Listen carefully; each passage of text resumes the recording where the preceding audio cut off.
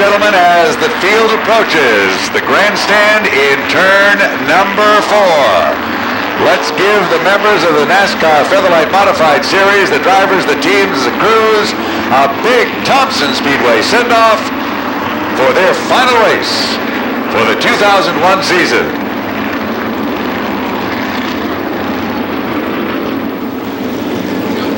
This is the final time to communicate with your crew chiefs. The lights are out on top of the pace car, and we are now less than a half a lap away from the start of the Extra Mark 125 for the NASCAR Featherlight Modified Series. The pace car now begins to pull away. The field, side by side, 2 by 2, enters turn number 3. They will exit turn number 4, address themselves to the start-finish line. Ladies and gentlemen, the green is out and we are underway with the Extra Mark 125 here at Thompson. Not for long, Tony Ferrante gets spun and everybody's going to stack in. Reggie Ruggiero is involved and cautions out quickly. We have collected up a good portion of this field right at the entrance to turn 1. Involved is the 71 of Paul Verreri, the 11 of Nevin George, the 09 of Bo Gunning, also Reggie Ruggiero's car, 31 of Tony Ferrante. Tony Ferrante. We've got a couple of cars a little further down the racetrack as well. Nah, we're not going to even try. We're done. If we can't win the race, we're not in a points race here. Why go out and mess up a point run, you know? Well, you heard it here first. John Thornton comes to win, but right now they're just going to repair the car and park it for the night. All right, thank you, Derek. Looks like we are set to go. The lights are out on the pace car. We're going to pick this one up where we left off, and that is with the cars coming off of turn number 4 and looking to the start-finish line. Chief starter Bob Slade waves the green flag. We are underway, and once again, we head for turn number 1. Fluids is in charge as he leads the field through turns 1 and 2. Mike Christopher runs in the 2nd spot, and look who has moved into the 3rd spot already. Mike Stefanik down the back straightaway. He's in 3rd. Charlie Pastriak and Ted Christopher round out the top 5 off of turn number 4 to complete lap number 8. And it's Blewett at the line. Stefanik had 2nd at the stripe, just ahead of Mike Christopher, who slides to 3rd. Charlie Pastriak picked up his only Tour win a few years back here at the Icebreaker. Runs 4th, and Teddy's 5th. Mike Christopher running in the 3rd spot. In the 4th spot, it is Pastriak. In the 5th spot, it is Ted Christopher, who just a little over a month ago led the majority of the laps in the 300 and yet found his car go away on him in about the last 60 laps of that event. Let's see if he is able to dive down to the bottom of the racetrack as he does this time. Pulls up alongside to challenge Charlie Pastriak in car number 5. They run side by side with Christopher grabbing the spot away from Pastriak for 4th and 5th. Dave Etheridge has slipped to 6th after starting in the top 4. 7th is Mike Iwanitzko, then it's Joey Marquis. They're a single file off of turn 4 back down the line. Jerry Marquis drove a very interesting race back in the 300. He kind of sat back there, maintained his position on the lead lap, and really never made his presence felt until the closing stages of that 300-lap race, only to end up in victory lane. Let's see what his strategy is today, as for all intents and purposes, this is a sprint race compared to what they did just about a little over a month ago. This race less than half of what they ran in the Thompson 300, just 125 laps to be run today, and Marquis inside of the top 10, just ahead of Eric Beers, the Ben Dodge entry. The Dodge crossing the line, along with Tony Hirschman. That's the top 10, single file, back to turn number 1 with John Blewett III, the race leader. That's where he needs to be to get the championship, but here comes Stefanik. 3rd, Mike Christopher. Then it's Ted Christopher, Charlie Pastriak, and a possible change for the lead. It's Blewett at the line by a half a car length, but Stefanik diving into turn number 1. Can't make a stick. Blewett holds him off for now. Well, indeed he does, and that looked like a sure shot as the Reg goes back out onto the speedway. 14 laps in arrears. Here comes Stefanik once again to the inside, the Art Barry-owned 21. Mike Stefanik looking for championship number 5. He would love to give his first championship to Art Barry, as Arthur, in spite of the fact that he has been a car owner for as long as I can remember on the NASCAR Featherlight Modified Series, and even before the creation of the Tour. Arthur has never won a national championship, and Stefanik would love to give it to him here today. Good possibility he might pick it up, as he is the current race leader. 20 points separate himself from John Blewett III, who currently sits in second. The battle between Christophers is for third and fourth. Mike Christopher holding off Teddy. Charlie Pastriak in the top five. Dave Etheridge having a good run early in sixth. Iwanitsko and Marquis round out the top eight. That's a gap back to Eric Beers in ninth, and Tony Hirschman rounding out the front 10. One of the drivers that was very, very influential force back at the 300 weekend was Rick Fuller, but if you were here with us earlier, Rick gave you his assessment of his race car today, which was really not all that good. And it's showing. It is showing indeed. But he is still managed to pick up 3 spots since the start of the race, so don't ever count out Rick Fuller. Tom Baldwin, car number 7, sitting about 2/3 of the way back through the pack. Baldwin also a threat every time that he comes out to play with the modifieds. So with 21 up on the scoreboard, your leader is car number 21, Mike Stefanik. Mike Stefanik has a top spot with John Blewett in third. In second, Teddy Christopher has climbed to third. Mike Christopher fourth, and Charlie Pastriak rounding out the top 5 off of turn number 4 and back down to the line. Then it's Dave Etheridge, Mike Iwanitsko going. Jerry Marquis in the 34, the Mike Bowler entry. Tony Hirschman all by himself on the Speedway in 9th, and Eric Beers rounding out the top 10 in the 36. Joey Caraccia runs 11th in the 94, Dave Bergman in the 32. Followed by Jamie Askler, Ricky Miller, Tom Baldwin, Jamie Tomato, Rick Fuller, L.W. Miller, Gerard Bertuccio, and Eddie Flemke. Things getting interesting, Kyle, at the front of the field as Ted Christopher thinks of going low, dive bombing underneath the Stefanik car. You know, Ted Christopher, patience is not in his vocabulary. He likes to lead races, not follow the leader. And right now, he is putting heavy pressure on Mike Stefanik off of turn number 2, looking to become the third different leader of the Extra Mart 125. John Blewett the third led early. Now it's Mike Stefanik. Could it be Ted Christopher? Looks to the inside, has to fall in the second as they cross the line. And Mike Christopher trying to give John Blewett something to think about in the battle for third place. Charlie Pastriak continues to maintain his 5th place position, but things are getting tight at the front. 2 veterans, Mike Stefanik and Ted Christopher, duking it out. Ted Christopher in 2001 picked up a NASCAR Weekly Racing Series National Championship, an honor he earned here in the Sunoco Modified division. Mike Stefanik has picked up several National Modified Championships, part of the NASCAR Featherlight Modified Series. Looking to pick up another one today is Stefanik. Christopher just trying to pick up a win and bragging rights. Top 2 have pulled away from John Blewett III, closing the 3rd slot. And right on his back bumper, Mike Christopher, Charlie Pastriak not far away in 5th place. Kyle, Ted Christopher has won 15 races on this track this year, but he is 0 for 3 in the Featherlight Modified Series, a statistic that doesn't sit too well with him. Trying to change that here tonight, and also had trouble in the Super Modified race. Had to fall out of that one earlier this afternoon in its early stages in the International Super Modified race that Teddy competed in. Fred Ledermeyer going to head back out onto the track in the 04, another driver involved in the first lap accident here on the front straightaway. They'll head back in competition 29, laps down. So the only double file action is back in the pack as Dave Bergman tries to take a spot away from the named 94, Joey Caraccia, unable to complete the move that time. Number 3 is back out there as well for Tommy Cravino and Reggie Ruggiero. All these cars running well, even though most of them are slightly damaged from the opening lap accident. At the front, it's Ted Christopher showing the way over Mike Stefanik, John Blewett III, Mike Christopher, and Charlie Pastriak. Dave Etheridge in the 54, the 17, and Mike Iwanitsko in the 34, Jerry Marquis. That's the way they run, single file back to turn 2. So Ted Christopher becomes the 3rd leader of this race.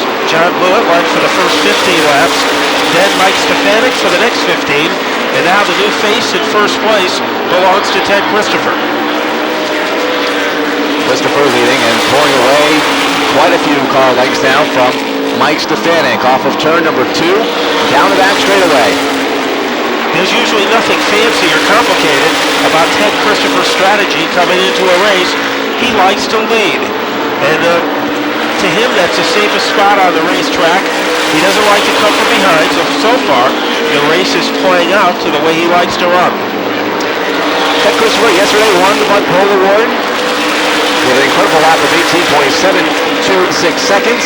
After the redraw, had to start 6th, missed the opening lap incident, quickly came to the front, and became the race leader 3 laps ago from Mike Stefanik, who is in 2nd, just a couple of laps down the back straightaway. A couple of car lengths behind is Stefanik, then it's back to John Blewett in 3rd, a half a straightaway back. In that 3rd spot, Mike Christopher, Charlie Pastriak round out the top 5. Pastriak looking actually to gain a spot on Mike Christopher. Can't get the momentum built to get around him and has to fall in line. Ricky Fuller in car number 8 making things interesting deep in the pack. A couple laps ago, he passed out Ricky Miller for the number 14 spot, and now he has his sights set on Jamie Ascar in car number 28. Rick Fuller always trying to make things interesting no matter where he is in the field, whether it be at the front or at the back. Rick Fuller picking up the win here at the Thompson Speedway this 2001 season. He has a long way to go to conclude the 2001 season with a victory, getting around Jamie Ascar down into turn number 2, and now begins to go to work on Joey Karachi in the 94. So perhaps the man moving fastest of all, the thickest blip on the radar screen is Rick Fuller. But the man, almost you could put a recliner in the front seat of his car, Ted Christopher, as he continues to have the cozy lead over Mike Stefanik in 2nd, with Blewett in 3rd. So Mike Stefanik, however, he knows if he finishes in the top 3, he'll nail down the championship, so he is doing exactly what he wants to do. Yeah, Stefanik right now in no hurry. Looking at the big picture, which is less than 100 laps away, 36 of the 125 up on the scoreboard. We've been caution-free since the restart, back on lap number 9. Back to turn 2, and it's Christopher going to put a lap of Paul Supernaut. He's going to be the first car to go a lap down since the restart. Several cars, many laps down. Ledger Joe's 14 laps down. Fred Bordemeyer 34 laps down in the 04. Well, things may be getting interesting, Kyle, in the battle for 4th and 5th.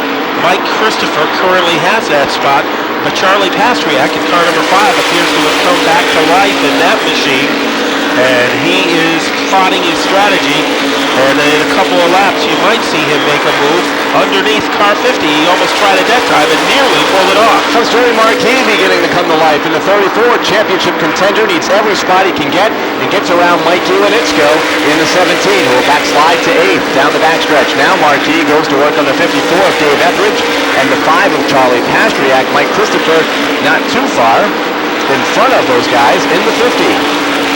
Ted Christopher continues to have a lengthy lead as we work lap 42. Stefanik in 2nd, and then you almost need Doppler radar to see the number 3 man, John Blewett. So the first 2 have pulled away from the rest of the traffic. John Blewett runs in that 3rd spot, back to 4th. It's Mike Christopher and Charlie Pastriak in a good battle. For 4th and 5th, 6th is Dave Etheridge, 7th is the 34 of Jerry Marquis, looking to the inside for that position, and another 4 points for his 2001 total. Well, Christopher is a man who likes to play out in the lead. Jerry Marquis, very confident in his ability to go through traffic, so keep an eye on that 34. He is usually at his best in the closing laps of a race.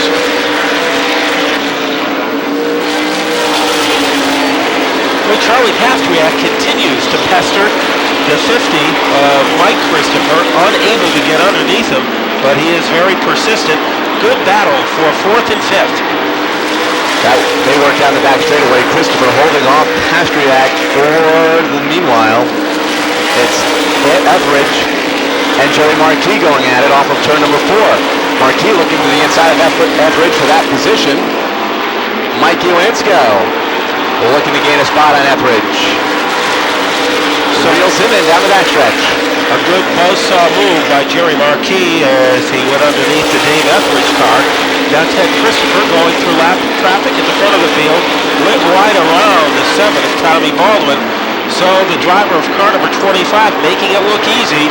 during the first half of this race. Christopher really padding his lead here, has a couple of lap cars separating himself from Mike Stefanik, who's in second. Stefanik now clears Baldwin, and now will try and get around Covino to the outside into three wide down the front stretch. Couple of lap cars in third place. John Blewett the third, with J.R. Bertuccio and Fred Vortemeyer. They single that out quickly down the back straightaway. Jamie Askla on pit road in car number 28. John Blewett still in a point battle, only 20 Trouble on turn four. Vortemeyer spins, and a car nudges a wall. That was the 0-2 of Bertuccio, and our second yellow has come out. Nice save for the 0-4 of Vortemeyer. The 0-2 of Bertuccio might have a tire rub.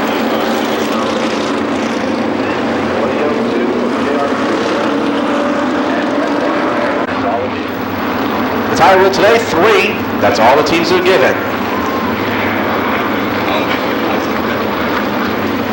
Down into turn number 3, and the leaders entering pit road. Christopher, Stefanik, Blewett, Pastriak, Marquis.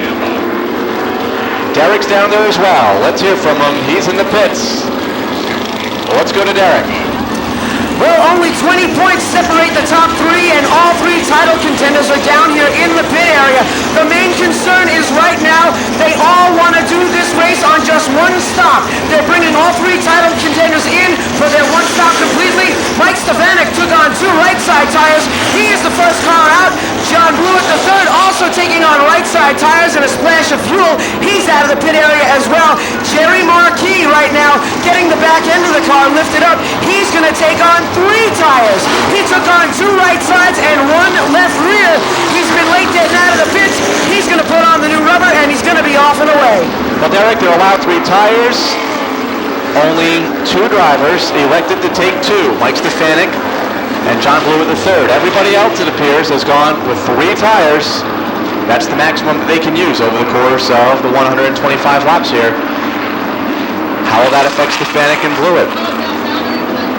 So they're the winners in that pit exchange, and the man who lost the most, Ted Christopher, who entered the pits in the lead and is now currently in 4th place, the 3rd driver out behind Blewett and Christopher. Let's go back down to the infield and Derek Pertisiglio. Derek? Well, Russ and Kyle, I was just down here in the pit area talking to Ken Barry, the crew chief for Mike Stefanik. I said to him, what are you going to do? He said to me, we're going to play it by ear and see how the race pans out. We're only 53 laps into the event. They're hoping that they can do the rest of the race on just that one stop. This is a sprint race for these drivers. They know track position is going to be the most critical. And then Ken Barry looked at me and said, Mike's the champion. He knows what to do. They'll complete 57 when they hit the line. Field will double up for the restart until halfway. From there on, they'll go single file, and in the final 25 laps, we go single file restarts with all the leaders moving ahead of the lap traffic. Jimmy Q will hit pit road, as does the pace car, and Mike Stefanik and John Blewett III lead the field off of turn number 4 and the green flag. Great jump. Blewett doesn't go. Boers involved in Winitsko. Several cars collected on the front straightaway. Jamie Tomato's involved. Dave Etheridge. Eric Beers stops and avoids it all. Dave Bergman's involved. A ton of damage to the 17 of Iwanitsko. Derek Pertisiglio's in John Blewett's pit. Let's go to Derek. Well, I'm down here in John Blewett's pit, the Master de Battisto construction automobile. A little bit of a problem, mechanical trouble for the title contender. He's got fluid leaking out the back end of the car. Whether it would be rear end grease or oil, we don't know yet. But I looked at Kurt Chase and I says, are you done? He says, it doesn't look good. And it doesn't look good with the crews pushing your car toward the end of pit road in no hurry. Transmission gone on the 77 entry. And they're going to move it behind the wall. And then there were 2. Mike Stefanik and Jerry Marquis, 2 survivors so far. So problems for John Blewett. This isn't the way he wanted to see his 2001 season come to an end, with his crew pushing the car behind the wall. We've seen that several times today as pit lane is full of cars. LW Miller's back out as the field has been given the one to go signal. With Stefanik and Christopher at the front, something we've seen many times here in 2001. Robbie Summers looking to go back behind the wall in the 4 as work continues on the 99 of Jamie Tomato. The green flag will wave this time off of turn number 4 for Christopher and Stefanik. So get ready for some entertainment. Stefanik slickers him on the start, takes the race lead back. Down into turn number 2. Charlie Pastriak climbs to 3rd. Flemke unofficially 4th. Red Giorgio out of shape. Nice save off 2. So Flemke got out of shape off 2. Jerry Martino has started into 4th place. Stefanik almost thought of ducking underneath Ted Christopher. Stefanik wants his lead back. Let's see how quickly he goes after it.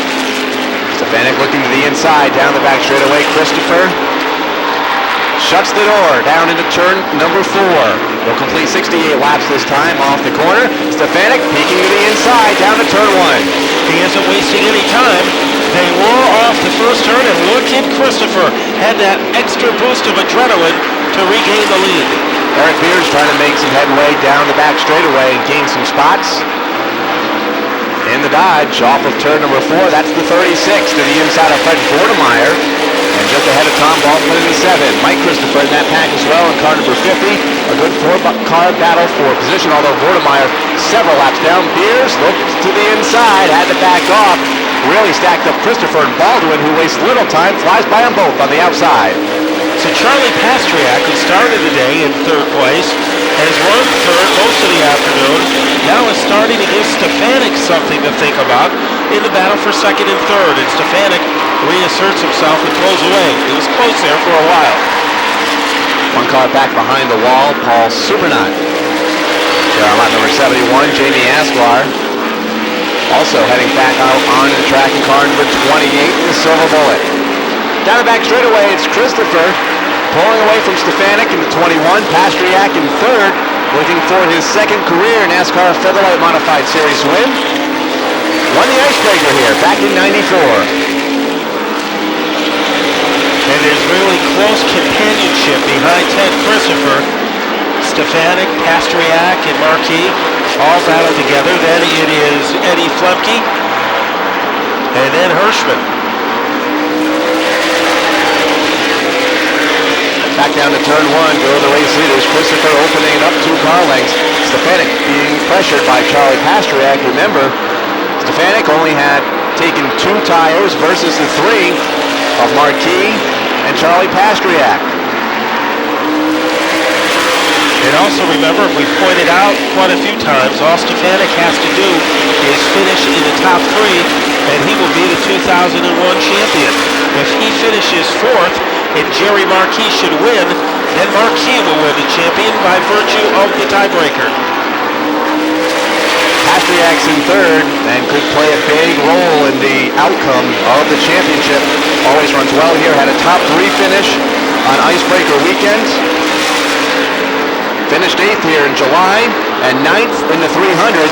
3 races, 3 top 10s for Charlie Pastriak. Going to try and go 4 for 4 with Marquis looking at his inside for 3rd. Off of turn 4. Good 4-car breakaway for the race lead. And 5th and all by himself was Eddie Flemke. Here comes Hirschman. Got around him in turn number 2 for 5th. Moving Flemke back to 6th. Mike Christopher is 7th. 8th unofficially is Eric Beers. 9th. Here comes Rick Fuller. And in 10th, Ricky Miller in the 44. Things are getting interesting again in a battle for 2nd and 3rd as Pastriak has tightened things up. And Marquis also in the neighborhood. Great racing behind our trailblazer, Ted Christopher. Field spills off of turn number 4 with Christopher out front by 4 car lengths over Mike Stefanik in 2nd. 3rd is Charlie Pastriak, Jerry Marquis 4th. No change. Championship contenders within 1 car length of each other. Pastriak feeling the pressure from Stefanik's bumper and from Marquis' front bumper off of turn number 4. The championship sandwich is Pastriak. So Tony Hirschman has moved up to 5th. Remember this summer, Kyle, we didn't mention Tony Hirschman much at all in a race that he eventually won, and he came on at the end and pulled one of the great moves of the modified season. So number 48, you can't forget about that man, Tony Hirschman. Yeah, Hirschman went from 3rd to 1st in the last lap and a half of the Bud 150 here back in August when Cudino and Blewett got got together with a lap and a half to go. Hirschman took full advantage, dug to the inside, got around him, and got the race win. Running fifth right now. Several callings behind the lead quartet back down into turn number one towards Ted Christopher. Opening it up ever so slowly, car length at a time, down the back straightaway. It's now up to 5 between himself and Mike Stefanik. Charlie Pastriak not letting go, running third, and here comes Marquis. Pastriak's inside for that spot. Ted Christopher, Kyle, putting on a show reminiscent of the first time he ever got behind the wheel of that number 25 car. That race took place right here at Thompson Speedway, and Christopher was brilliant, leading every lap on his way to a victory, and he really hasn't looked the same way in that car here since tonight. Has run the most laps so far. Took the lead on lap number 31, relinquished it for a couple of circuits after the pit stops on lap number 52. Then on the last restart, quickly jumped out front. Back on lap number 63. And hasn't looked back since. Marquis pressuring Pastriak, while Pastriak is pressuring Stefanik. Off of turn 4, that's the battle for the 2001 championship. Stefanik and Marquis, the 21 and the 34. Marquis looks like he is setting up Pastriak to go underneath him, so we'll see if that dive bomb move will come to fruition for Jerry Marquis. He's good at it, but Pastriak has been tough. Pastriak right now along for the ride, running third, not much to lose, not much to gain. Just trying to get out of Thompson in the 2001 season with a top 5. Has finished in the top 10 in all 3 NASCAR Federal Modified Series events held here at Thompson in 2001. One of his most consistent racetracks and one of the most consistent drivers that won this series here at Thompson. The ringleader of the circus, however, continues to be Ted Christopher. As the laps tick away, Christopher looks tough. Mike Stefanik, if he can maintain that position, there won't be a victory, but he will win the jackpot, the 2001 championship. But Kyle, Jerry Marquis isn't going to vanish into the twilight. He will give it everything he had. Now he tries to go high upstairs against Pastriak and slingshot back down underneath. Yeah, as you were saying, Pastriak was ready for it. Here comes Marquis. He knows time is one thing. 89. And counting. Hearing the extra mark 125 at Thompson with Ted Christopher out front. Stefanik in second. Pastriak third. Marquis is fourth. And fifth crossing the line, Tony Hirschman, Flemke, Mike Christopher, Rick Fuller, Eric Beers, and Ricky Miller, the unofficial top 10. Back to turn 2. Christopher.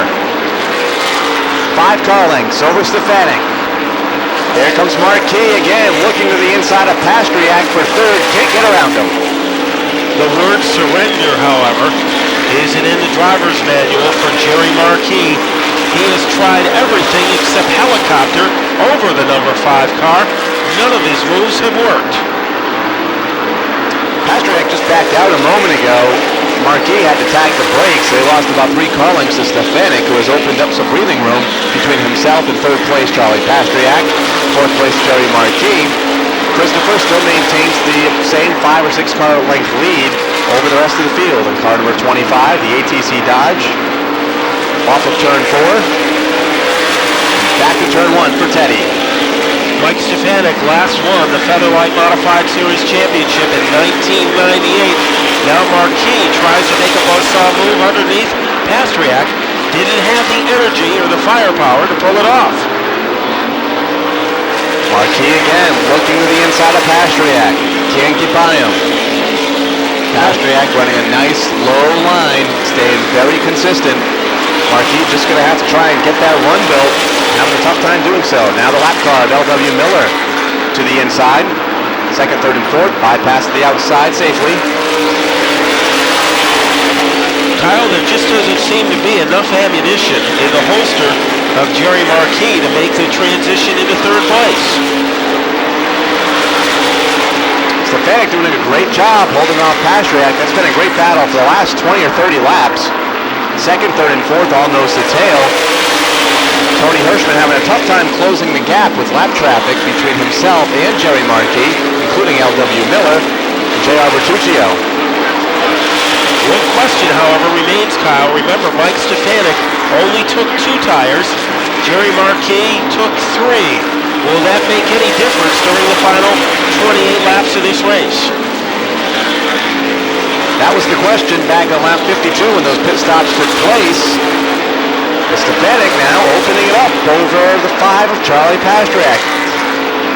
He's a champion in this division, potentially a new champion today if he wins his current spot. He knew what the call needed to be. Gets around Pastriak, puts Markey up to 3rd. So the persistence is finally paid off for Jerry Markey as he ducked underneath the Pastriak car. Next on Markey's agenda to get around Mike Stefanik, and that isn't going to be a simple achievement. Back to turn 3 goes Ted Christopher. No challenge at the front of the field. The battle is for the 2001 championship between Stefanik in the 21, Markey in the 34. Well, you couldn't ask for more than this. The 2 contenders almost side by side with 25 laps to go in the final race of the season. Final race, final laps, championship still in doubt. Now Markey looking to work underneath the Stefanik car. Those 2 tires versus the 3 tires of Markey, 2 tires of Stefanik. You may begin to see the difference here over the course of the next 24 laps, and that's all that remains in the Extra Mile 125. 102 up on the board with Ted Christopher leading the way. Stefanik, Markey, and Pastriak. Here comes Tony Hirschman in 5th. He is free of all lap traffic and is closing in a hurry on Charlie Pastriak, who runs 4th. Well, he's made up a lot of ground now. He is a close 5th. One thing to keep in mind, just passing Stefanik won't be enough for Markey. He has to finish several spots ahead of Stefanik in order to clinch the championship. So he has to pass him, and then he has to hope other people pass Stefanik for Markey to have a shot at this. Yeah, Stefanik can still finish 3rd and win the championship. He would have to slide outside of the top 5 for Markey to have a shot. That may not happen unless the 21 Art Perry entry has mechanical problems. While the pressure is intensified for 2nd and 3rd, it's been a cruise, a joyride for Ted Christopher, as he has had that 5-car margin for about the last 40 laps. Christopher on cruise control off of turn number 4, looks to the outside of Jamie Asper to put the 28 another lap down. Stefanik and Markey still nose to tail. So Stefanik holding 2nd, Markey 3rd, Pastriak 4th, and Hirschman 5th. Trumke still holds the 6th spot. Mike Christopher 7th, Ricky Miller 8th, Rick Fuller 9th. With Eric Beers rounding out the top 10, having a great run in car number 36 today. But could it be, Kyle, that the fastest car on the track right now is a 48 of Tony Hirschman? Because as you pointed out earlier, he does seem to be making a lot of ground, closing the gap between himself and the number 4 car, Charlie Pastriak. Tony Hirschman is reeling in Charlie Pastriak, but how much time can he spend reeling him in? Less than 20 to run, 19-18 at the line. Markey, Stefanik begin to go at it for 2nd and 3rd. 5 car lengths behind Teddy Christopher. He is watching it all unfold in his rearview mirror. It is almost desperation time for Jerry Markey. When they hit the stripe, they will have 15 laps to go, and he is running out of time.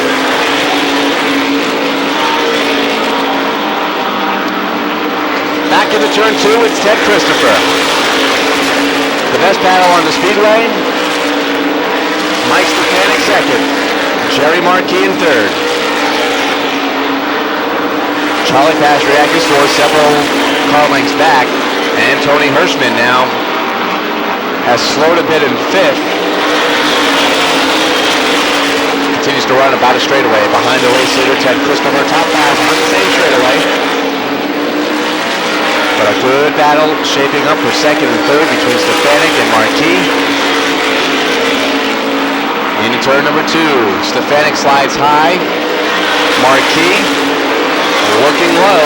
Couldn't get the run he was looking for. I'm sure this is the way Ted Christopher had imagined his car was going to run the whole season, but it sure has looked impressive on the final day of the 2001 campaign.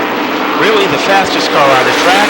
It set fast time yesterday, and it showed that that wasn't an optical illusion because he has set all the fast laps here this afternoon. Quickest car off the trailer when they rolled out for practice yesterday morning.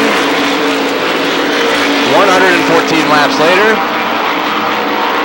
leads the extra bar at 125 with just 10 laps to go when they reach turn number 4 and the start-finish line. 10 to go for Ted Christopher.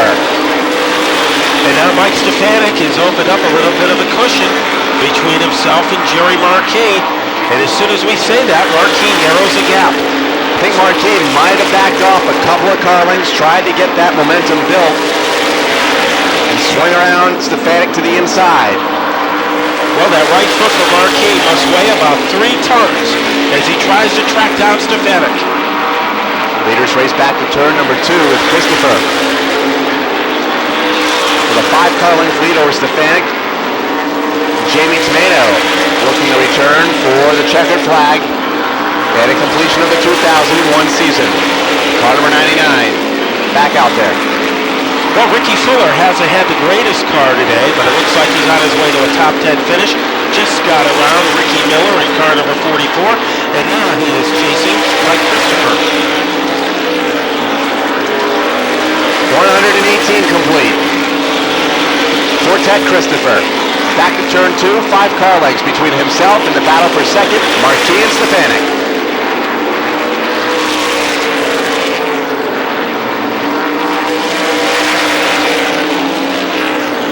So it is still Ted Christopher, the ringleader of the circus. Stefanik in second. He's 6 laps away from another Featherlight Modified Series championship. Marquis in third. When they hit the stripe, the high five is in the air.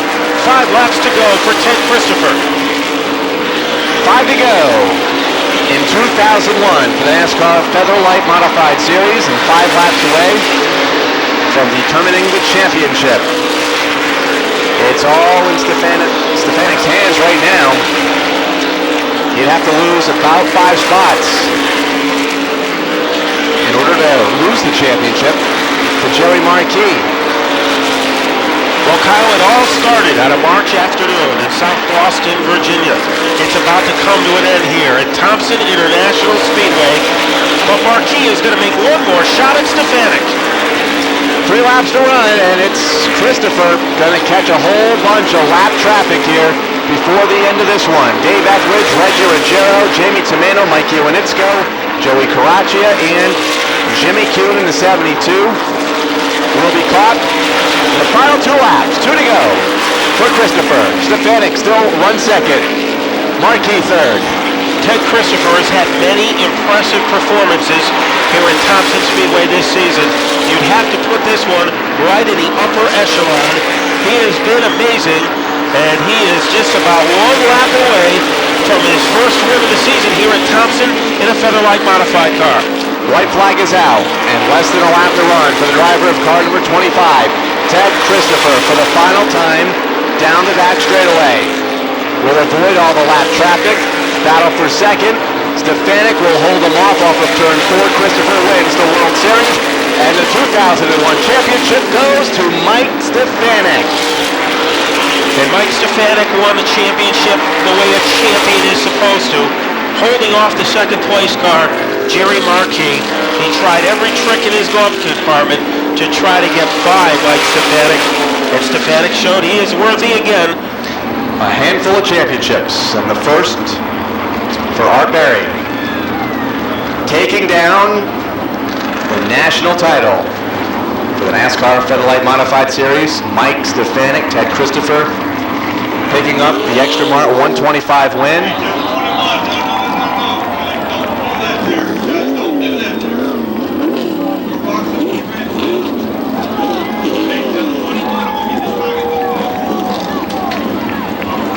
The final point total, second place, Mike Stefanik, 2,993. Jerry Marquis, third place, earned him 2,968. And it's Mike Stefanik becoming a 5-time champion of the NASCAR Federal Modified Series. Ted Christopher picks up his first World Series win in car number 25. And you notice Ted Christopher even gets to victory lane in a hurry.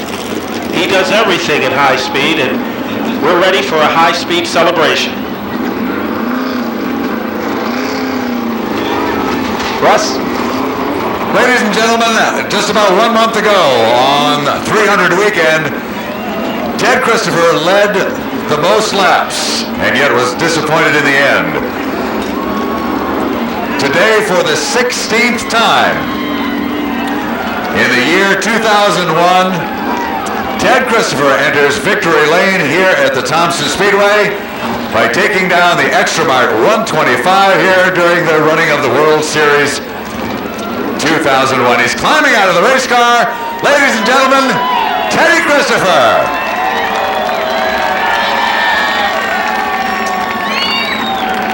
Ted, congratulations. This is, just mentioned, the 16th time that you have visited Victory Lane here, and it must feel pretty good, especially after the disappointment you experienced back in the 300. Yeah, we just made a little bit of a mistake there, but this car is awesome. I want to thank everybody, and Thompson and all. I definitely know the path to the Victory Lane here. I'd like to congratulate Mike Stefanik and especially Art Berry on their championship. I'll tell you, it was a great battle behind you, but the race was all yours. There's no question about it. And you are indeed the champion here tonight. Let's invite Donald and DR in to present you with a trophy commemorating your win here tonight. Ladies and gentlemen, our winner of the Extra Mart 125, TC, Teddy Christopher. Let's go over and see if we can get a word now with our 2001 champion. It is certainly nothing new. This is number 5 for the driver, but I'll tell you, it has to be very, very special for the owner. Let's see if we can get the two of them together. Mike, first of all, a hearty congratulations to you and to Arthur. Hard-fought battle, but a great year nonetheless. Yeah, we talked about, trying to get this accomplished, and, it was really nice. I've been trying to get a ride down south, and it was really nice that Art Berry said to me that, with you, I feel my chances for a championship would be much increased. It was a nice thing for him to say, and I'm glad it all worked out. Well, it's been a long time for Art. It's been a couple of years for you, but I'll tell you, you guys have been just a terrific team this season, and you show it not only with your performance, but you also display an awful lot of class. So congratulations on your championship once again. From all of us here at the Speedway, and I'm sure there's going to be a pretty darn interesting night tonight back at the Art Berry garage. Yeah, it sure is. I really got to thank our team, led by Ken Berry, his son. The guys had an outstanding pit stop. We talked about putting on 2, putting on 3. Obviously, Ted put on the 3. I was just happy that Jerry didn't get by us near the end and make this any more hair-raising than it was, but got to thank Ted from RAS, all the sponsors. I got to thank John Lombardi. Big supporter of this team. He's been a long-time supporter of Art Berry. It's a family-run operation with his daughter Denise and his son and everybody involved. I mean, it's a lot of work, and they did it. I'm really happy for them. This is about them, not about me. Mike, let's talk to Art for just a second here. Arthur, it has been a long time there, pal, but congratulations. You are the championship car owner. Thank you. I'm a proud man today, and this is for the king. He's an excellent man, and that award I got, I'll never forget it. And all these fans that pulled for me, I want to thank every one of them. It means so much. All right, it must have been just almost terrifying at times in the pit area this afternoon, just watching each lap go by. It sure was. You know, the team worked awful hard, and I'm really proud of them. But it was pretty nerve-wracking for the last 3 weeks. I'll tell you, you deserve every bit of it. Congratulations. You have been one of the most staunch supporters of the Modified Series since its inception. You've been around, in fact, a lot longer than the Modified Series itself, your first championship. God bless you. You deserve it. Thank you. I want to thank all the fans. I just can't tell them enough. It means so much to win this that we won't forget it for a long time. Well, I'll tell you, Arthur, we have something here that Chris Bowles from NASCAR would like to present.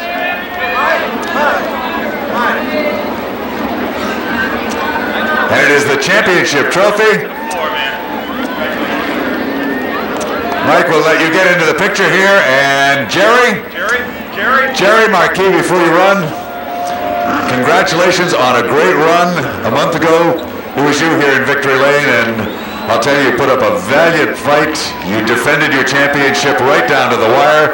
You represented the division exceptionally well during the year just past, and a great performance here today. Well, I owe a lot of it to Mike and Joey Karachi. They did an awesome job here this year.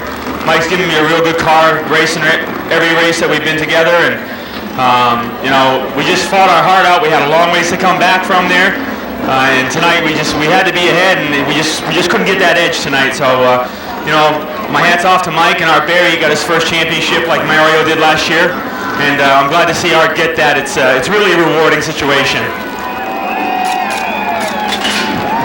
This celebration is going to continue for a few moments here.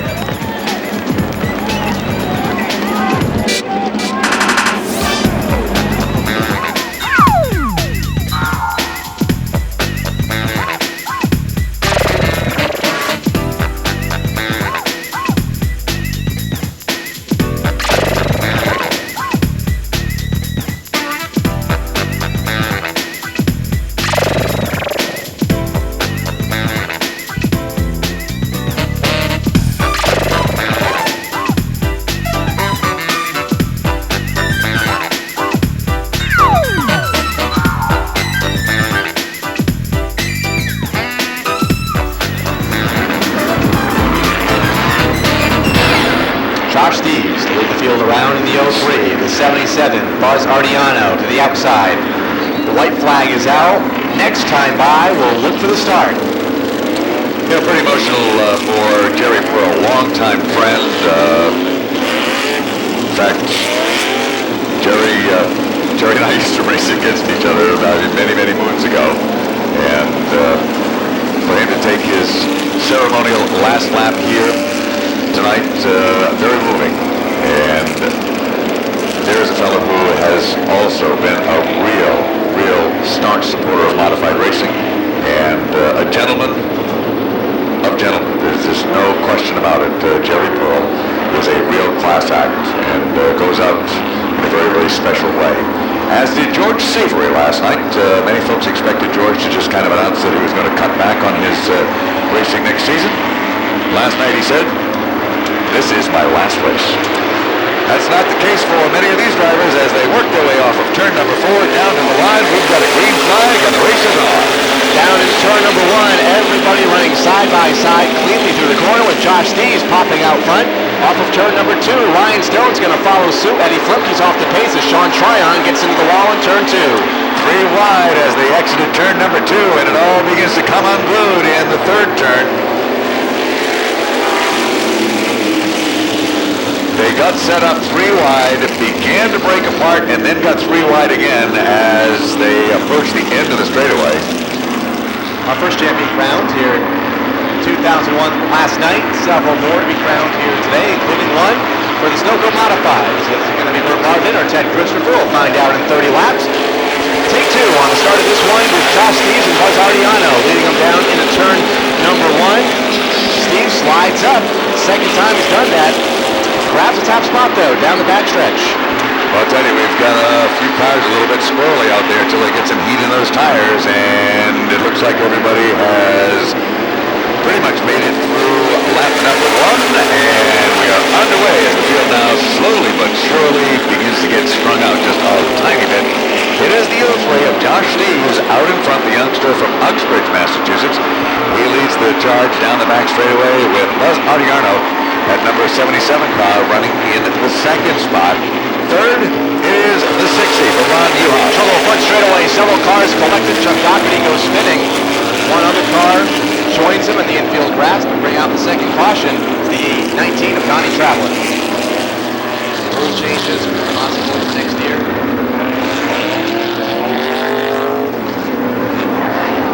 Bobby Santos continues to have his car worked on in the 70. The 3 has re-entered for contact as we get set to go back to green. Pace car pulls in. Josh Steves, Buzz Ardiarno, 1 and 2 off of turn number 4. As they race back to turn number 1, Billy Anderson trying to gain a spot on Ryan Stone on the outside. A car spun in turn 4. Single car incident. All by himself on the low side of the speedway. On the restart, cars race down the backstretch. Trouble back straightaway. Everybody's going to stack in. Mike Christopher, Bert Marvin is in it. Right smack in the middle of it.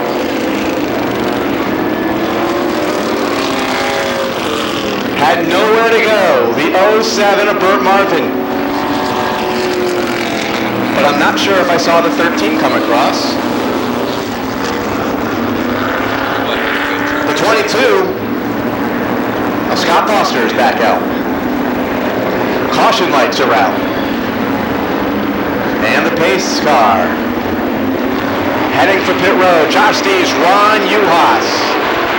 To lead the field off of turn number 4 and the green flag. Down the line. John Steves in third. Green is out. Out in front, it is the number 60 of Uhas as he steps right to the very front of this thing. The number 5 car, which we thought had been retired, went back out onto the racetrack, but obviously that is going to be very short-lived. Field exits turn number 2. Eddie Flemke a little out of shape a moment ago, losing 2 spots down the back straightaway.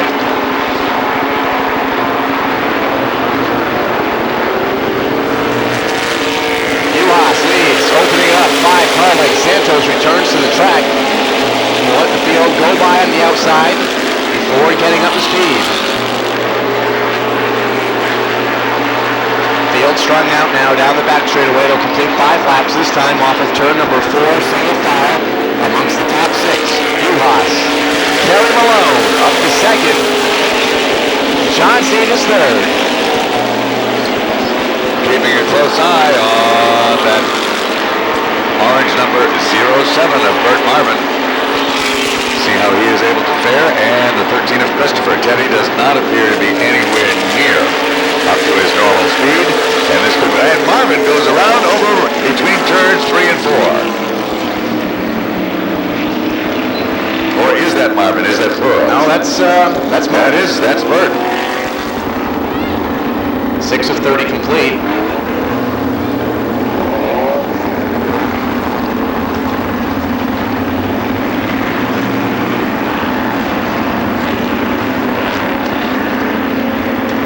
Looking for the restart, this time off of turn number 4. Ron Uhas, Kerry Malone, down to the stripe to begin lap 7. And Malone has a slight advantage at the line. Kerry grabs the advantage in turn number 1. Puts that number 79, which has been so strong all year long, right to the front of this field. Uhas drops in for the second spot, maintaining his third position, the 55 of John Sneed. And then it is car number 03 for Josh Steves, rounding out the top 4. Top 4 single file, making the top 5. Donnie Travelin, not sure where he came from. He was involved in an early race incident, is now running in 5th with Doherty in 6th. First side-by-side battle was for 7th. Flemke to the outside. Off of turn number 4, he's going to grab the spot away. So move Flemke up 1 spot. Cut around the 29 of Sandberg. Off the second turn, down the back straightaway, Malone not able to open things up as he would like, as Ron Uhas has managed to pull right in on his rear bumper. Uhas has been strong as can be all season long with that green number 60, and the caution flag is out. We've got a couple of cars make it 3, 4, 5 that between turns 3 and 4. Burt Marvin got away, rather. And you're going to stay tonight, right? Yes. Congratulations. Back to the stripe we come. Green flag flies once again. Kerry Malone steps out front. Opens it up just a little bit over Juhas, but Ron closes very, very quickly as they exit turn number 2. The 55 of Sneed still holds on solidly to that number 3 spot, and Josh Steves continues to ride out position number 4. That's where things get a little bit interesting, though, beyond Steves, because the whole complexion is beginning to change. Things heating up with Donnie traveling, trying to gain some ground in the 19. Buzz Ardiano has slid backwards after he started on the front row.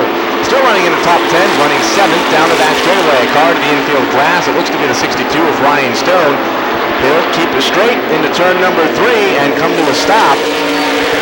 Bobby Santos back in the pits now as well in the 70. Back to turn number 2 with Kerry Malone out front. Juhas in second. John Sneed third. Down the backstretch. And the yellow flag flies for the number 62 of Ryan Stone. Stone's car has come to a stop.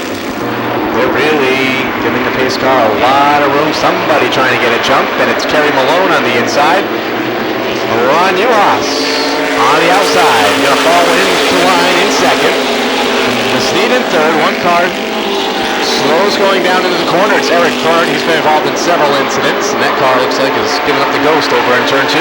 Side by side, and now Teddy inches ahead of Burt Marvin as they enter turn number 3. Trouble off turn 4. One car gets turned. Donnie Travelin goes around. Josh Steves spins. Travelin hits the wall quite a big impact on the front straightaway. Impact enough to literally rip the left front wheel right off of that race car. He says he always manages to win a championship for somebody, and this time, of course, it was Art Berry, and Art Berry says he wants to be back next year and be back with Mike Stefanik as his driver. Sounds like a plan to me as Kerry Malone once again marches to the head of the class. Keep an eye on the Christopher and the Marvin battle. Right now, Teddy is, well, caution flag comes out. Ed Reed spun out, causing that altercation coming out of turn number 2. Christopher has come back out onto the speedway, and he'll have to pick up at the rear of the field. It looks like we're ready to resume racing. Here they come back down to the line. Green flag is out. We're underway once again. And it's a race within a race, but the yellow flag comes out as the field was actually in shambles when they came off of turn number 4. All right, pace car is in once again. Off the turn they come. Malone leads the charge. Juhas drops in for second.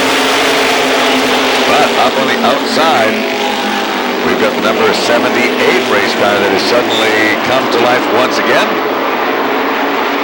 It drops into challenge. Make that the number 38 race car. Sorry about that.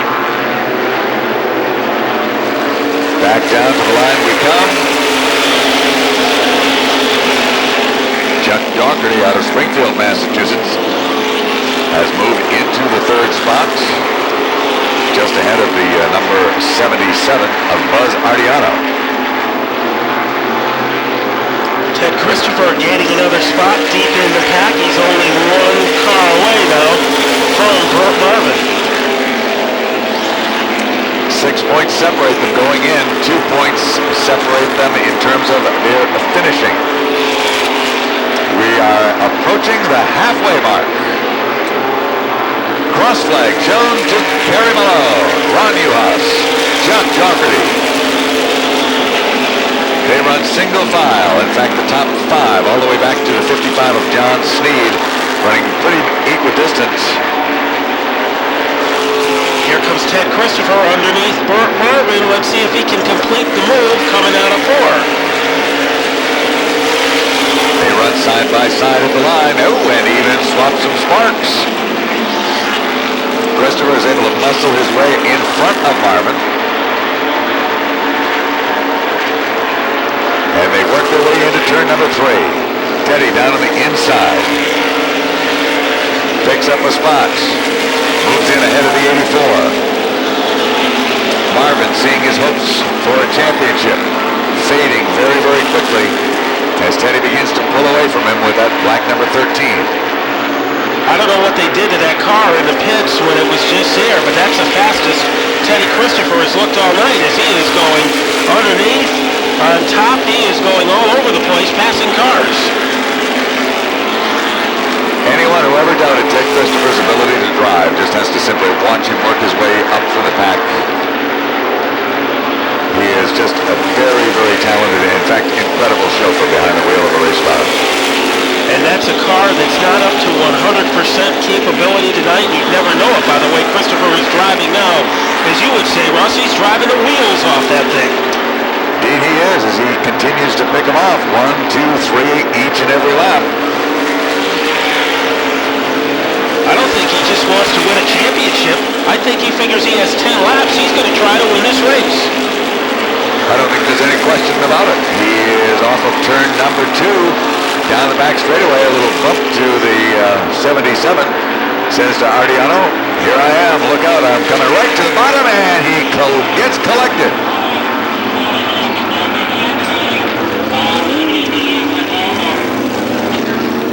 Teddy Christopher making a move underneath the 77 race car.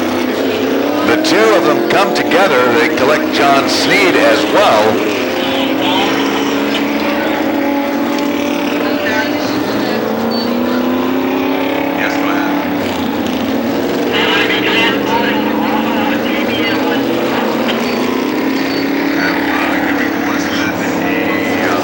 So the safety crew on the scene at lap 20. And Ted Christopher's car is crumpled up against the 4th turn barrier.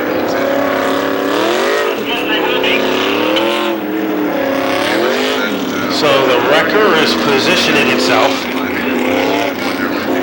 to the Ted Christopher car, number 13. Red flag situation here on lap 20. When a car is going good, anybody can drive it. But when the car isn't going good and isn't perfect, Mike Stefanik seems to be the driver who can get the most out of an undernourished race car than anybody else. And as a result, he won the championship.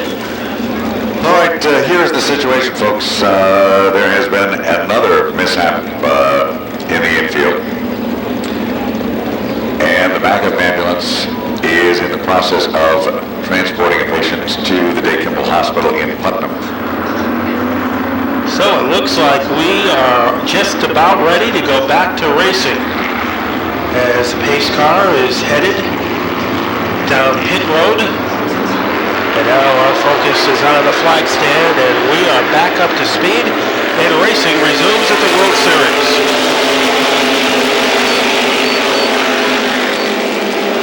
Kerry Malone continues his dominance. Newhouse in second, and his lead is shrinking. On the move is Chuck Doherty looking to make a bid for that spot. In 4th place, Eddie Flemke goes a little high in the turn, but is moving swiftly in 4th. And in 5th is Wayne Melliflor. Bert Marvin is in 6th, and if Bert can hang on to that spot, he will be the Thompson Track Championship champion for 2001. No ifs, ands, or buts about that as he finds himself out there in pretty good stead. With the lap now ticking down to a precious few, and his primary nemesis watching. And probably not too happy about that. He hates to be a spectator. He sure does. I'll tell you, he is a race car driver personified.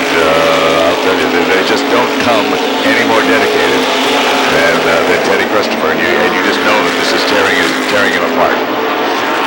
Well, if Kerry Malone can continue to run next year the way he ran for the final 2 Sunoco Modified races of this season, you can already put his name as contenders for next year's championship. He has looked pretty dominating over Ron Newhouse with Doherty 3rd, Eddie Flemke in 4th, and then Wayne Melliflor, one of his few visits to Thompson, he's hanging in there in 5th place. 5 laps to go for your leader, Kerry Malone out of Needham, Massachusetts. The veteran of the Sunoco Modified wars of many, many years. In fact, many years with the NASCAR Federal Modified Series. Extremely talented chauffeur, and Malone appears to be well on his way to a possible win here tonight. But don't count out Ron Juhas. Juhas has been one piece of hot property all year long and may end up the winner before the night is over. Or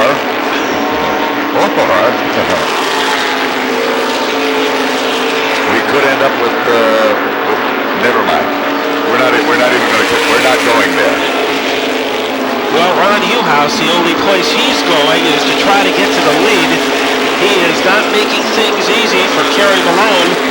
When they hit the stripe, they'll have 2 laps to go. And let's see what Ron Juhas has left, if he has something to torment Malone with.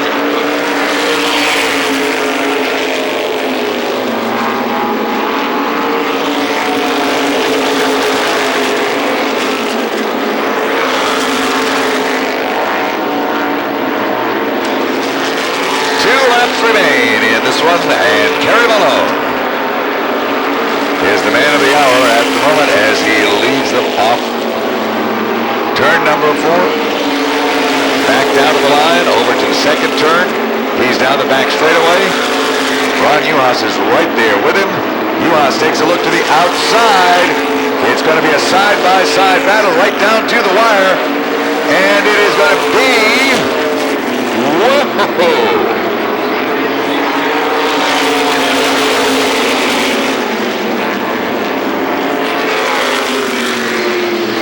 We're going to wait for the scores on this one.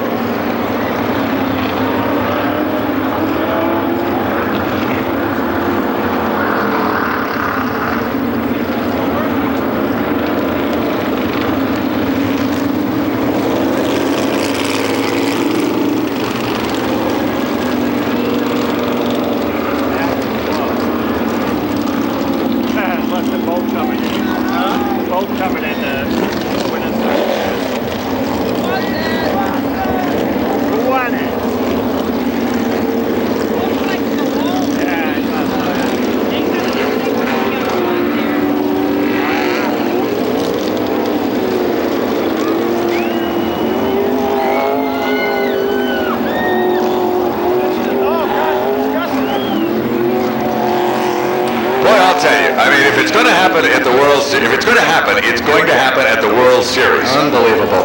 Kyle, I think we're going to ask that maybe we run an extra set down, because here is the deal. This has been declared a dead heat finish. In reviewing the score sheets, Chief Steward Dick Brooks has declared this to be a dead heat finish, and so awards will be given to both Malone and Juhas. Like I said, if it can happen anywhere, it's going to happen at the World Series, and this is something I don't think we have, at least in my years here, I don't think I've ever seen a dead heat at the finish line. And yet the Chief Steward, after talking with the scorers, they're in agreement. It was just too close to call.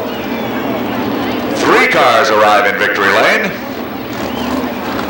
and one is the unofficial champion of the Sunoco Modified division for the 2001 season. That is Burt Marvin. Obviously, Burt has to pass inspection, but should he do that, he will be declared the champion, and we have a pair of winners, Kerry Malone and Ron Juhas, crossing the finish line, even Steven.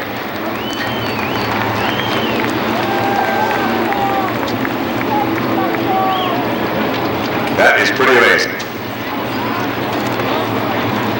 So a big celebration in victory lane tonight. It's a threefer. Is Burt Marvin pending final technical inspection. Paisley be declared the champion of the Sunoco Modifieds for the year 2001.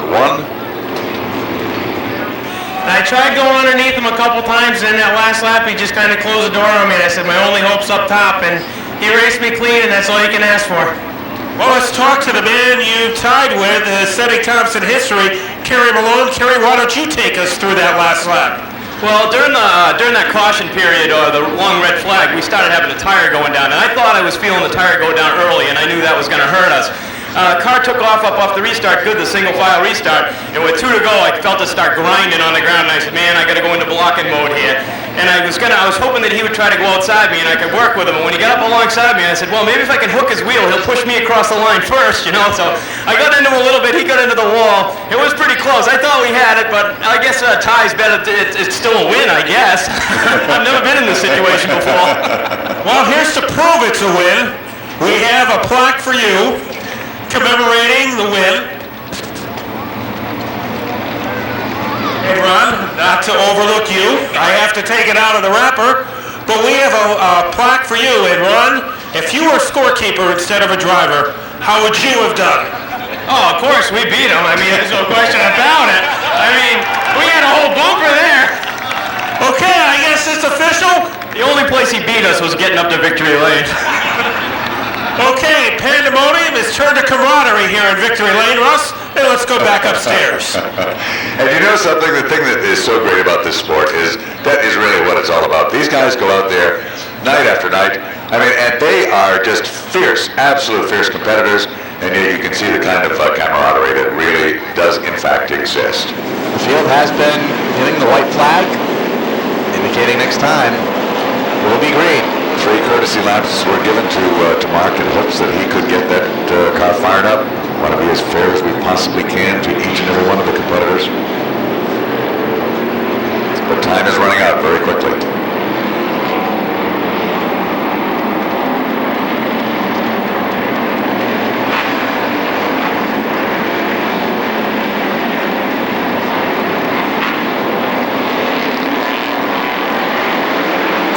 Well, pace car is in, and here they come. Green flag is out, and it is Marcotte who jumps out in front with car number 81. And the 5 doesn't go, and here we go again, down into turn number 1. Michael Sullivan will spin. Another first lapper. Terry Brick didn't come up to speed, like we've seen so many times earlier this afternoon. We'll try it again off of turn number 4. R.J. Marcotte, Tim Bogue, Scott Fanning, the top 3 off of turn number 4. And we're underway. And Woody goes up in a puff of smoke with car number 25. And the man who mathematically could have made this does not make it. Very cautious for the 98. Stop here on the front stretch. Leads him back into turn number 1. Fanning gets the jump on Bogue for second. Everybody gets up to speed. And it looks like everybody is going to make it through turn 1. 3 wide off of 2. They make it by, and down the backstretch they go. As it doesn't take long to string this field out around the racetrack, and Greg Nanigian up in the wall with the 28 car. He clipped it pretty good over in turn number 3. A lap complete. Caution's back out.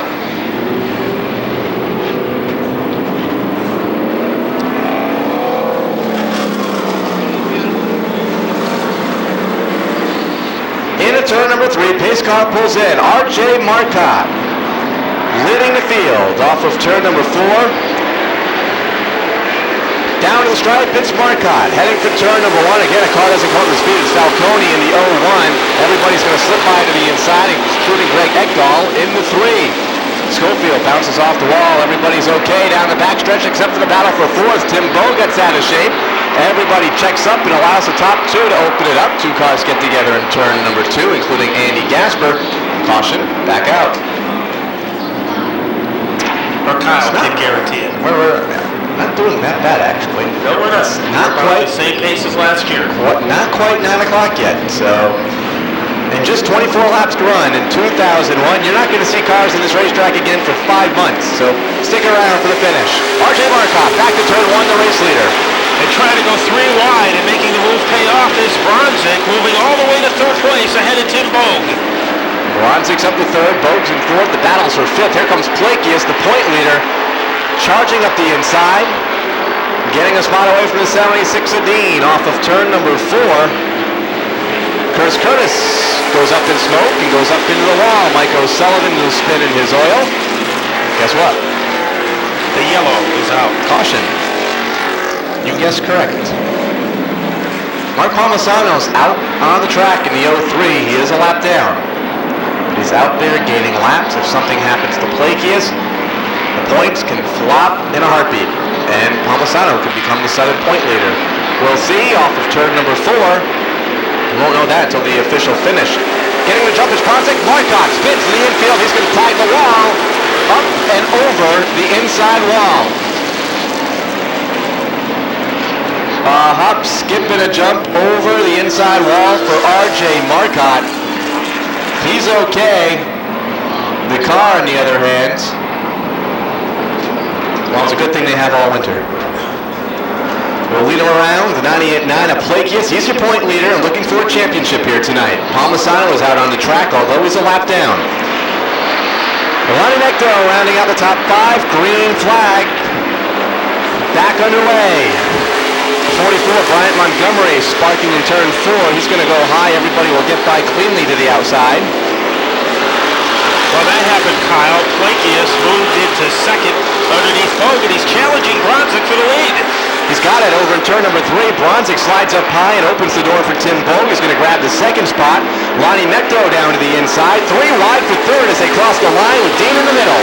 3 wide, who's going to get fried? It looks like Bronzik is going to go off the pace as he drifts high, and Lonnie Necto is a winner of the battle, moving into 3rd place. Something to miss on Scott Bronzik off of turn number 2. He was right up there in the thick of things a moment ago. Now it's dropped outside of the top 10. More cars continue to stream by. Now to the outside. Here comes the 14 of Pat Morrow. Montgomery has made it to pit road as the lead pack heads to turn number 1. Plakius all by himself. Then it's Tim Bogue in 2nd. 3rd is Lonnie Necto. 4th. Here comes Dave Blaine to the inside of Todd Dean for 4th. Here on 3 wide. Chris Meek at the 31 of Kutu spinning here on the front straightaway. Let's see if he can keep it refired or at least kind of back away from the inside wall before the caution has to be thrown. Bronzik has made it to pit lane now as well.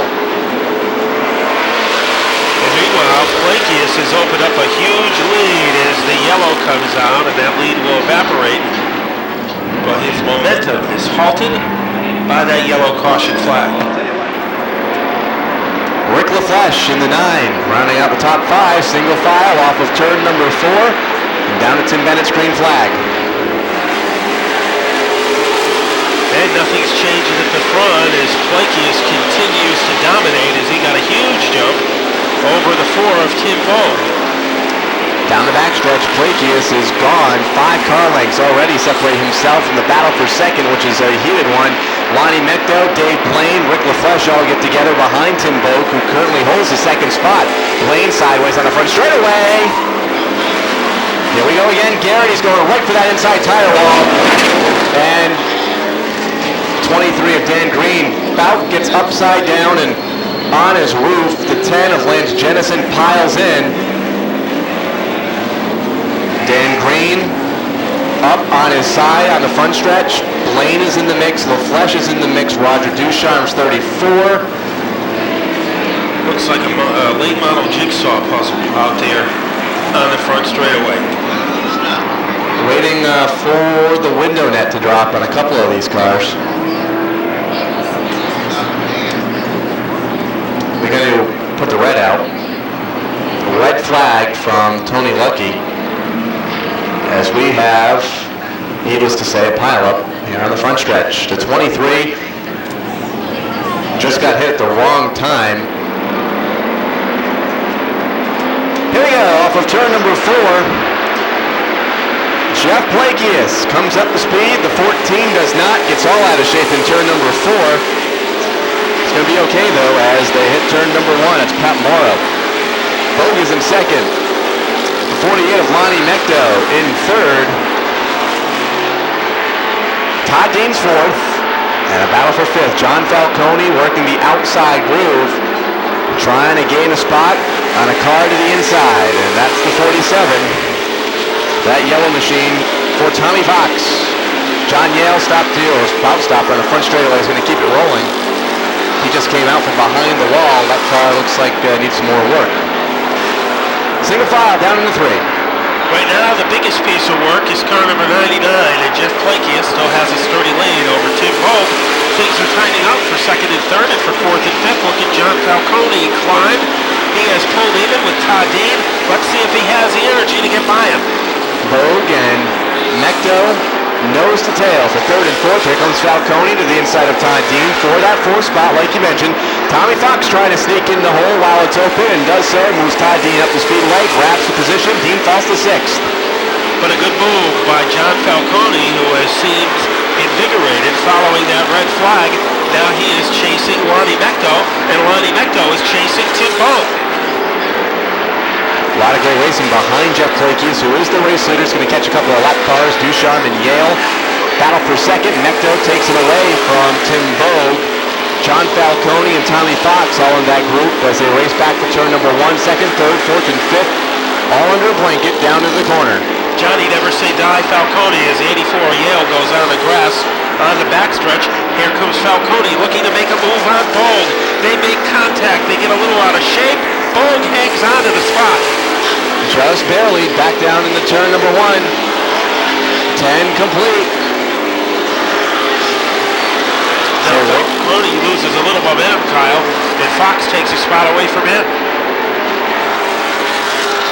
Off of turn number 4, they'll complete lap number 11 this time, and Tim Vogt spins in turn number 4 all by himself. Nice recovery, losing about 10 spots in the process. But the most important thing is he's rolling, running, and will catch back up to the field. Back to turn number 3 goes the race leader, Jeff Plakius, that has really opened it up now over Lonnie Mecto. 5, 6, 7 car lengths between himself and Mecto. Tommy Fox is in third. Carter with 47, and in fourth, John Falcone. Todd Dean rounds out the top 5. Schofield, Ekdahl, Brontic, Wheeler, Palmisano, and the 37 spins in turn 4. And out comes the gold on lap number 12 that weekend, and Palmisano wanted both to really put some pressure on Jeff Plakius. So Palmisano, great autumn for that driver as we get ready to go back to speed. Not a great World Series weekend so far. A lap down, plus 7 cars. Tommy Fox doing some blocking off of turn number 4, not letting around the 01 of John Falcone. That's for third and fourth. Now Fox slides high. Falcone dives low, grabs the third spot away, and Todd Dean going to try and follow suit to the inside. Fox holding his own on the outside as they race back for turn number 4. Bronzik to the inside. Fox goes high. Trouble front straightaway. The 01, everybody, believe it or not, is going to slow up so far as they hit turn number 1. Falcone brakes on the front stretch. Is probably not going to make it back around as he runs the high line up in turn number 1. They're going to come around to complete lap number 14. Falcone is rolling. They cross the line. Plakius gets the caution. Tell you what, Lonnie Mecto is right there, though. Boy, what a great reflexes that time by Bronzik. Car number 48 was giving Jeff Plakius in car number 99 all he can handle. So we'll see if that script continues as we get ready to go back to green as the pace car leaves. Now race cars enter the front straightaway. And we'll just do that on into turn number 1 with Plakius out front, Mecto in second, Scott Bronzik in third, fourth is Todd Dean, fifth is Palmisano. Let me make that Schofield in the 67. Palmisano a lap down, trying to get that lap back and try and put himself back into contention, but he's going to have the 99 of Plakius have problems in order for him to even have a shot at the championship. Lonnie Mecto won the championship a year ago, breathing down the tailpipe of Jeff Plakius in car number 99. And Scott Bronzik, who has come off the radar screen, is now a contender in third place. So Plakius is leading and hanging on like a Christmas tree ornament. In second place, Lonnie Mecto. Top 3, nose to tail. Mecto in second. Bronzik in third with the race leader Plakius down into turn number 3. Racing for a win and racing for a championship off of turn number 4. Mekto looking down low as they hit the stripe. He couldn't find anything that time. Jeff Plakius trying to hang on. Now Mekto has a notion to go underneath again, and Plakius says, no way. Run down the back straightaway. We're within the final 10, believe it or not, of the 2001 season here at Thompson and the 2001 World Series. Off of turn number 4, Plakius, Mekto, Bronzik, then the lap car Palmisano, then a gap back to 4th. That's where Todd Dean runs, with a 67 of Schofield having a great top 5 effort. Scott Bronzik in third place at the present time has plans perhaps to go underneath the Mekto car. Now he goes up high, trying to make a power move on the outside, ducks underneath. Will that catapult move work? Not this time, but it made things very interesting. Making Lonnie Mekto think a little. Now, Mekto gets a little out of shape. Here comes Palmisano. Wants to get up there and play a little with the leaders. And car number 03. It is Jeff Plakius out front. Off of turn number 4 with 19 complete when they cross the stripe. Here we go again off of turn number 4. Tim Bogue into the outside wall at a ton. Everybody's going to miss him. Hesselton in the 78. One of the cars that were the cause. We salute you. You've made it. You're only 6 laps away from completing the 2001 season. Hang in there, folks. Here we go. Jeff Plakius leads them back down into turn number 1. Mekto and Bronzik right there knocking on the door.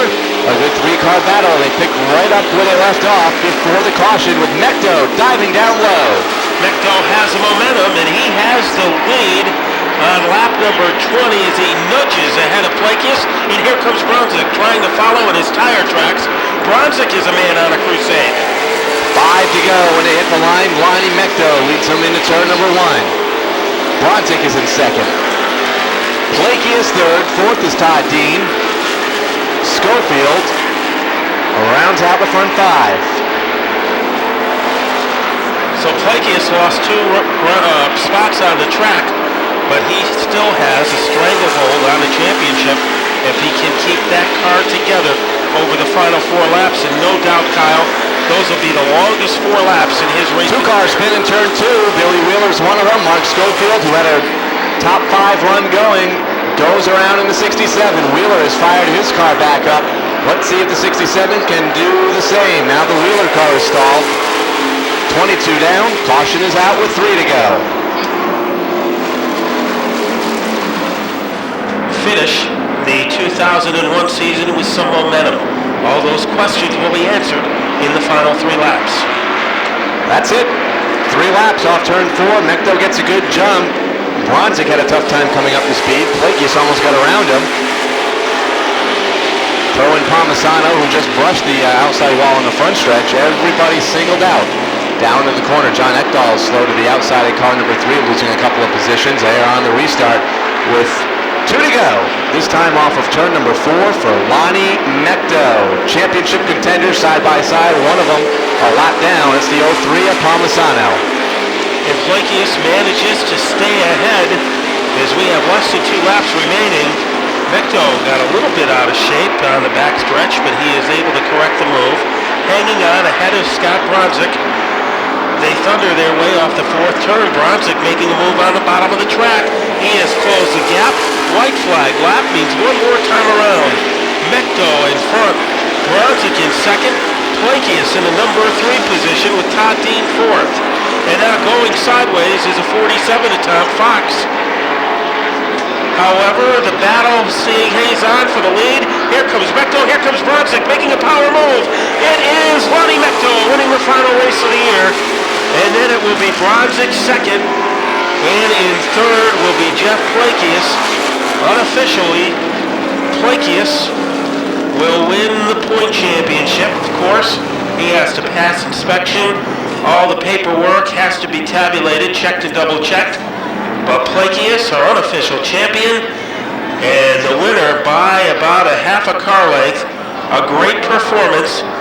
Last year's champion, Lonnie Mekto, showed he had a great performance reserved for the final race of 2001.